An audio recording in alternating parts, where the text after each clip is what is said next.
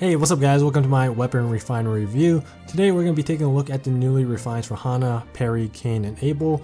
All four of these guys are Gen 1 units and they desperately needed a refine, especially Cain and Abel in particular. I guess Hana and Peri were okay to an extent, but anywho, let's go through them and let me know what you guys think about these refines in the comments down below. I'm gonna start with Hana's because hers is real simple, so let's just get it out of the way. Hana's katana, really fun to say by the way. It's effective against armored foes, and the second effect is Swift Sparrow too. I think it's a no-brainer that this refine is really good for Hana, despite the effect being super simple.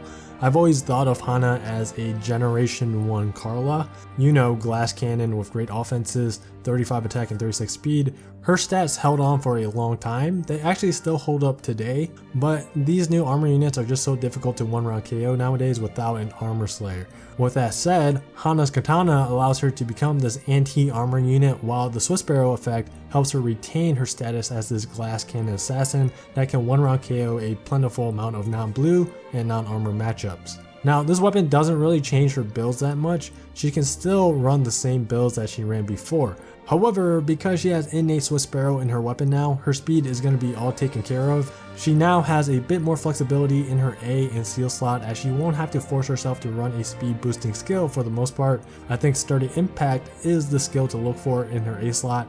It gives her extra attack and defense to help her soak more damage, and more importantly, if she isn't able to one-round KO a, let's say, a tanky red or a decently tanky blue foe with Quick Riposte equipped, then Sturdy Impact will negate that Quick Riposte effect and turn that interaction into a speed check, which Hana will most likely win. Basically, it's going to prevent those tanky Quick Riposte foes from one-round KOing her in retaliation. As for the other slots, with Sturdy Impact equipped, she can honestly run anything she wants in the B slot. Otherwise, Desperation, Shield Pulse, No Follow-Up, No Seed Disrupt, all of those are viable as long as she has complementary skills in her other slots. For the seal, I would look into Heavy Blade or Flashing Blade with a 3 charge or a 5 charge special.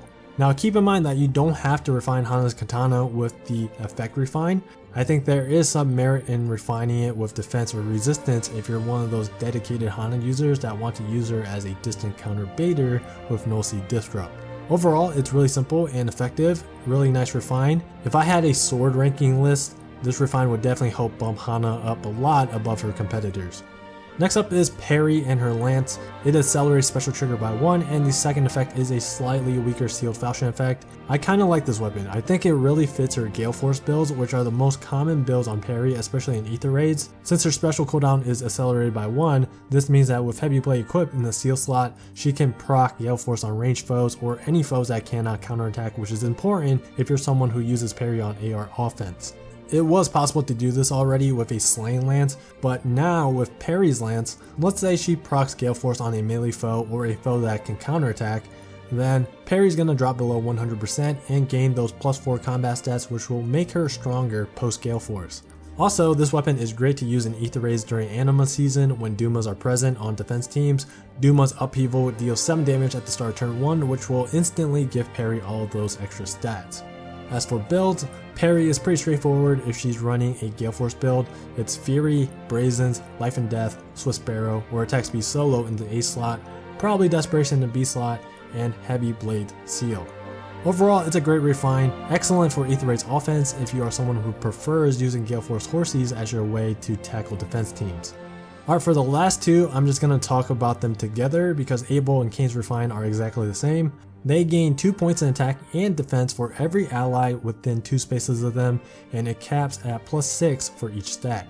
Additionally, if there's a cavalry ally within 2 spaces of them using sword, lance, or axe, then the unit gains the ability to attack twice when initiating combat. So this is basically the cavalry version of the White Wing Sisters triangle attack, except that the condition is slightly different.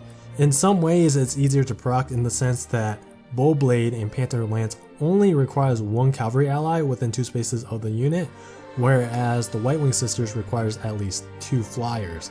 However, the cavalry allies have to be wielding a melee weapon, so no range whatsoever.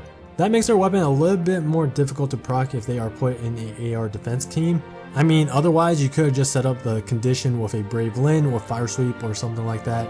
On the flip side though, These two weapons work great alongside Gale Force Horse allies. You can like send in a Gale Force Cavalier to attack a foe, take some counterattack damage, activate Gale Force, then hopefully they are low enough so that Cain or Abel can teleport in using Wings of Mercy, and since they are teleporting adjacent to the Gale Force Cavalry ally, Cain or Abel will fulfill the weapon's condition. I think that's a strat that you can do to sweep certain AR defense team setups. Probably not many, but it's just an idea. The other way, which is the normal way to utilize these two weapons, is just by sniping one foe on the opposing AR defense team and then retreat, which will aggro the AI to move forward. Then you basically just send in your Cav squad to clean the enemies up one by one. But yeah, these two refines are awesome and really interesting. It makes Abel and Cain stand out a little bit and makes them unique in their own way. I think all 4 refines are great, you can't go wrong with any of them. I personally wouldn't refine any of them because I simply just don't have the need for them. But if you're someone looking for a good blue Cavalier, then Peri's a better option now. Abel and Cain requires Cavalier allies to function, so they shouldn't be your first cap to invest in, obviously. Then of course Hana is just a player phase monster now, still pretty weak on the defensive side, but there are ways around that. I'm gonna have to say, this batch of refines includes some pretty good and solid refines, but nothing too spectacular. And that's gonna be it for this video, guys. I hope you guys enjoyed, and if you did, please give this video a thumbs up. I will highly appreciate it. Thanks for watching, and I'll see you guys in the next video.